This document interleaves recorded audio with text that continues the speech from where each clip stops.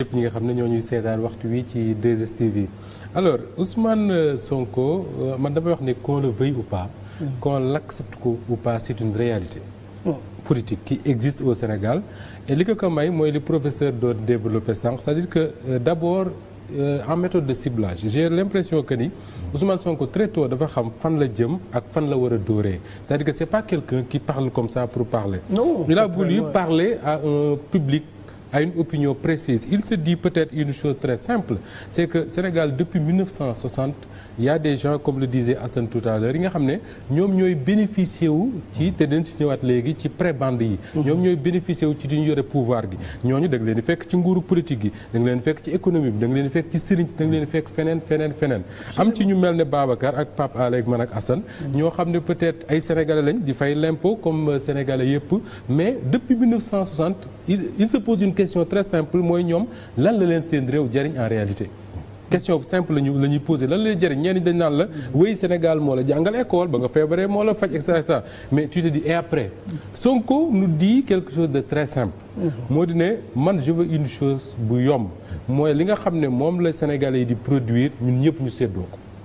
c'est ce qu'il dit. et c'est pas que buñ ko capturer. ñun ñëpp ñu yem ci exactement buñ ko capturer suñ dee wax pouvoir ñun ñëpp ñu mën ci am accès mais boo xoolee Sénégal ni muy doxee et je crois que Khadim Samb l'avait dit une fois sur ce même plateau.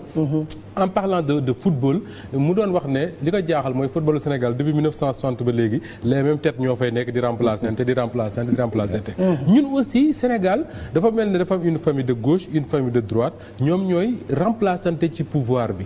Depuis Senghor pare jox Abdou Diouf les mêmes ñoo fi des Abdou Diouf pare jox Abdoulaye Wade mu renouveler un peu ak sa famille Abdoulaye Wade pare ñëw jox Macky Sall mu boole ñi nga xam ne depuis 1960 ñoo ñu teg lu ñu naqari ci àdduna mu boole leen def leen ci génn nguur ànd ak ñoom mooy ñan mooy Moustapha Niasse mooy Ousmane Tanor Dieng mooy ñeneen ak ñeneen Ousmane Sonko ñëw ne yow mi nga xam ne yow yaa dëkk ba ca àll ba yow mi nga xam ne yaa dëkk ci biir Ndakaaru te 1960 ba léegi ñi ngi yor nguur gi di ci ku aaya tey bu subaa nga jox sa borom te gisu leen seen bopp nañu ñëw ñun ñëpp ñu aayandoo.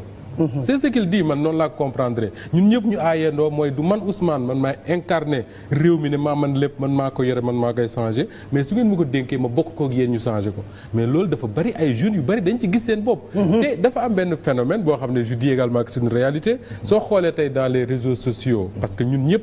je dis que la majorité des Sénégalais tey en tout cas les plus jeunes ñi ngi ci réseaux sociaux yi fa la ñuy fanaan fa la ñuy yendu soo ko xoolee tey mënoo bañ ne Sénégalais yu bari tey di Ousmane Sonko def gis nañ ci seen bopp dama gis sama benn rak ma ne ko mais yow mosuma la gis nga wax ci wàllu politique yooyu j'ai vu que temps yi da ngay statut WhatsApp Ousmane Sonko tout le temps mu ne parce que moo xew je me retrouve ci li muy def alors la difficulté maintenant xëy na di nga ci ñëw sànq ci waxtaan wi pour Ousmane Sonko moo di ne bu ñu fàtte mukk ne bi muy génn législative il était autour de 32 000 voix quelque chose comme ça il a progressé ñu bañ ko nangu il a progressé maintenant ce qu'il faut faire mooy comment faire maintenant pour capitaliser pour transformer l'essai comme ni ñu koy waxee ci rugby fexe ba ñi nga xam ne ñoom ñooy gis seen bopp si yoon yëpp ñooñu ñu transformer ay électeurs et s'il le fait c'est un danger pour n'importe quel pouvoir. Alors son discours Babacar c'est toujours contre le système ni ko Moustapha waxee ci jàngat bu xóot bu mu def c'est le système et système bi muy wax c'est les mêmes personnes qui sont là.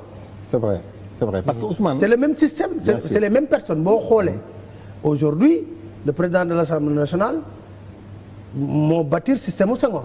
Bien sûr moo nekkoon directeur cabinet Senghor ba Macky di am 9 ans.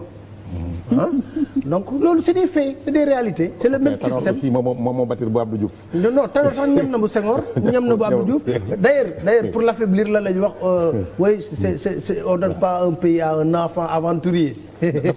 dafa am foo xamee ni. fa la Moustapha jeexale ma koy nuyu d'ailleurs. foofu dafa am benn parenthèse mu siy génn.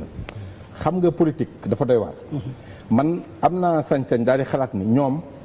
xalaatuñu woon ni phénomène Sonko dina am.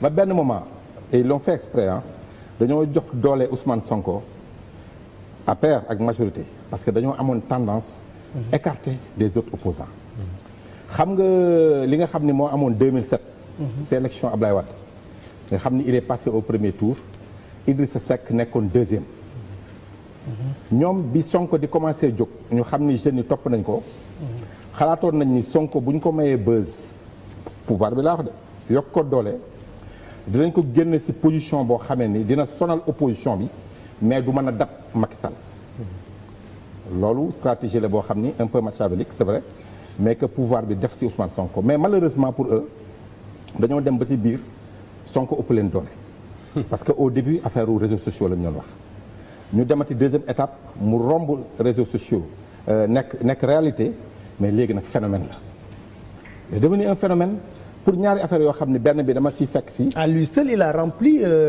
mais c'est ça. Et puis moi j'étais là-bas. mais li ma gën a frappé. mooy y a beaucoup de volontaires. mais par exemple il y a beaucoup de volontaires Sonko.